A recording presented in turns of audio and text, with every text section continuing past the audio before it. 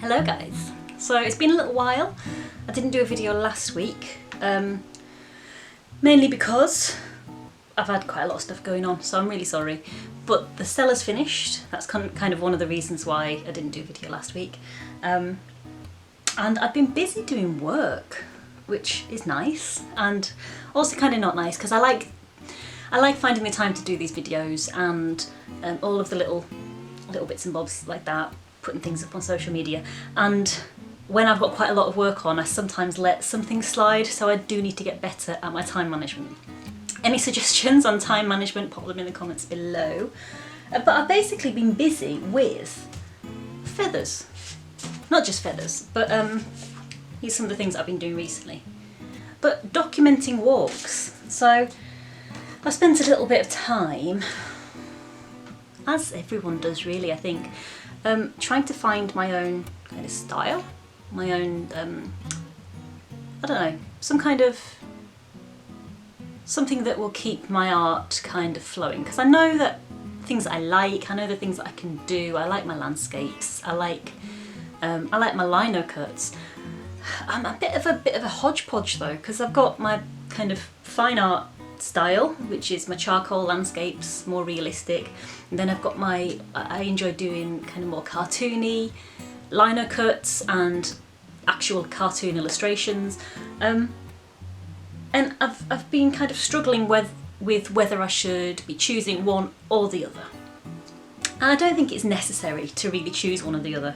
I'm hoping it's not anyway, because I enjoy all of them equally. And I tend to go through cycles, like life cycles. So I'll go through maybe 6 months to a year of enjoying doing one type of art and then flip over to doing something completely different. But recently I've realised that every time I go on a walk, I always end up with pocketfuls of little treasures. Do you do this too? Like little shells or twigs that I've got. I'll show you examples. These are some from my recent walks. Little feathers. This one, actually, I know it looks the same as that one, but it's not. I saw this one fall out of the tree and I collected it. It's as though it was meant for me. So I come home with like little treasures of beautiful feathers, little bouquets of natural things, seeds dropping everywhere, little bits of lichen, more seeds dropping everywhere, and I want to do something with them. This particularly, just look at the colours on there, look at the lichen, oh my god. So I've been wanting to do something with them for a long time, but I didn't realise that I wanted to do something with them that I could share.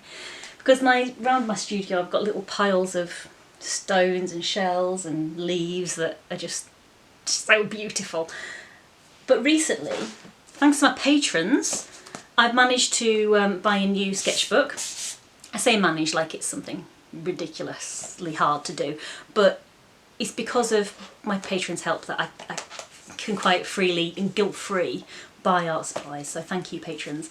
And I bought this Moleskine A4 watercolour kind of sketchbook, and it is orientated portrait, but I am using it like a landscape journal, and I'm using it just to document all of the treasures that I find on my walks. I've really been enjoying these, guys. So these are the ones that I've got so far.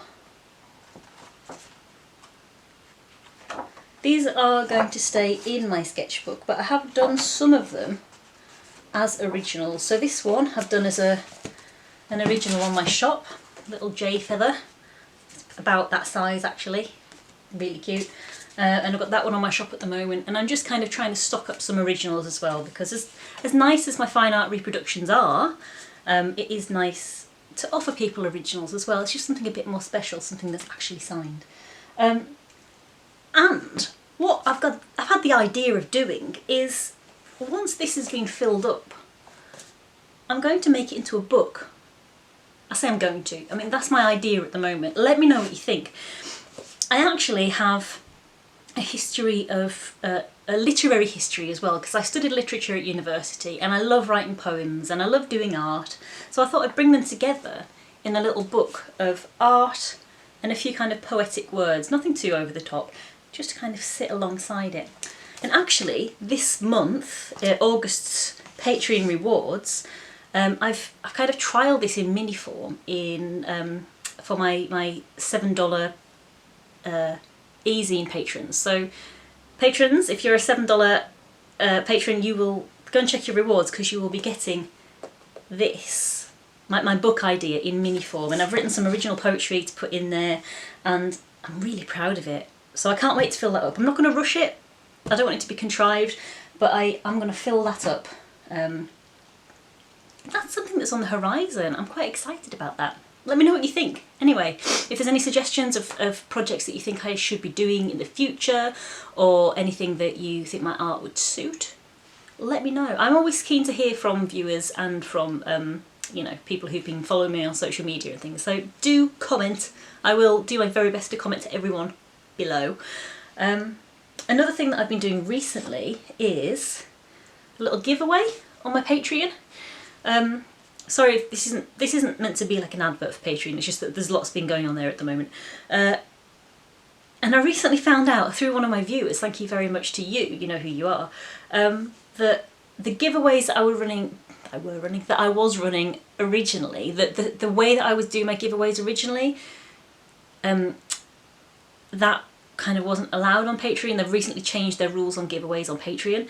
So, for the way I was doing it before, I was saying this competition's open to all patrons. You can, if you're one of my patrons, I'll enter you into a prize draw and you could win one of these if I pull your name out of a hat. But basically Patreon don't want to violate any gambling laws, because obviously it's an internet-based membership platform, so it can, you know, it kind of goes across country boundaries, and depending on what your gambling law is in the country that you're resident in, a competition like that may violate those. So instead of it being instead of the winner of this being chosen through chance, I've chosen the winner of this by getting the people who want to enter, the patrons who want to enter, I've got them to comment on the competition post why they should enter.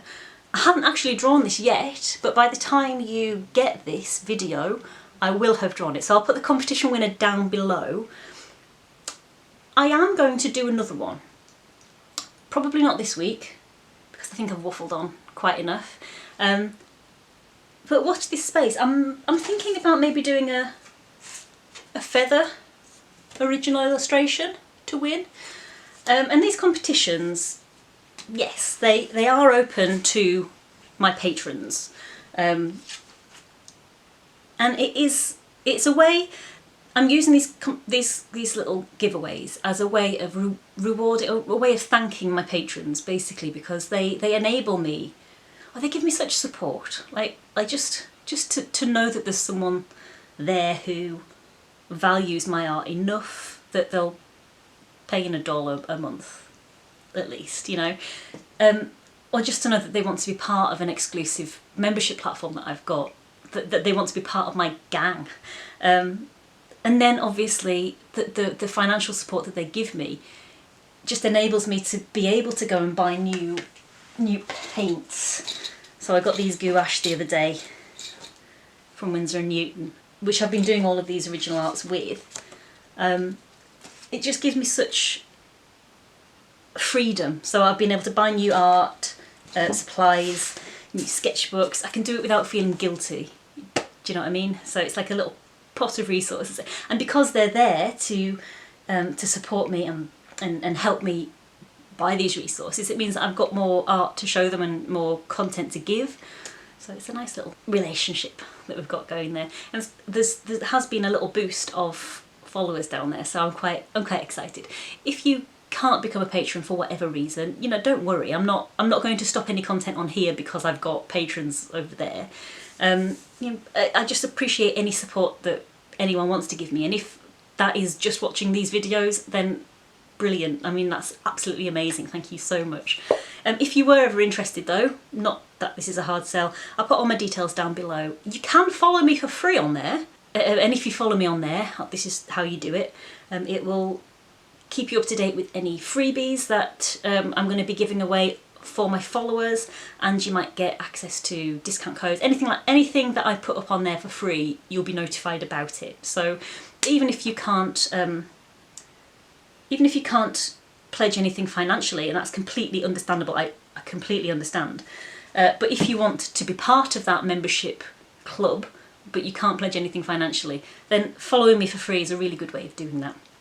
And even though there will be content that you won't be able to access, there will be a lot of content that you can access. So it's definitely worth doing. It's definitely worth popping a follow on there. And you'd also be making me really happy. Might be boosting my ego a little bit, but yeah, what's wrong with a bit of ego boost every now and then? So I've waffled. This has basically been a catch-up vlog because I haven't actually spoken to the camera for a little while. My last few videos have been painting ones, and last week I didn't do a video at all, so sorry. But I'm going to end with my cellar conversion. You may remember, if you watched a few weeks ago, probably about 6 weeks ago now, that this happened. Hello, so today is an exciting yet a terrifying day. Today's the day that our cellar conversion starts. And while this is by no means finished,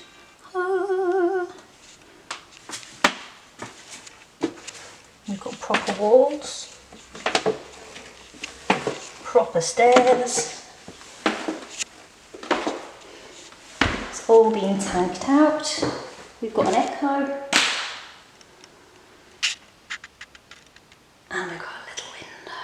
But all of this was brick onto soil. We had an old coal chute here, which has been bricked up, plastered over. We've got tanking behind this, so the water gets channeled down and goes into a pump and then gets pumped out.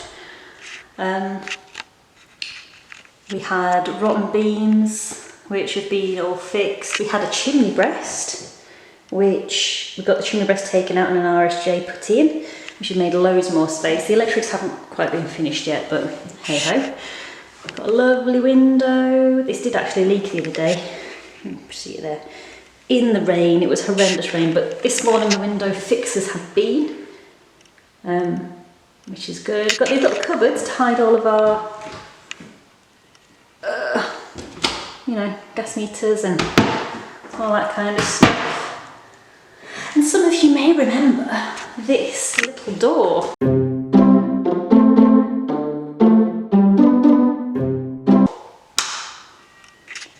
So this was part of the cellar that we had knocked through previously, and it had a tiny weeny little hatch, and inside was this. Okay. Wait till I turn the light on. It's already full of our stuff. But look, we can actually walk into it like a proper cellar. This is the tanking membrane. Because this part is just storage, there's no point making it all look pretty and beautiful. But it's dry and it's amazing storage. And look at this lovely kitchen table that I got the other day. I got this off Facebook, someone was selling it. Oh, can't wait to get that upstairs in the kitchen. Anyway, so this is our little room. Just to really make sure to watch your head though, because even though the door's been made bigger, it is still head banging territory.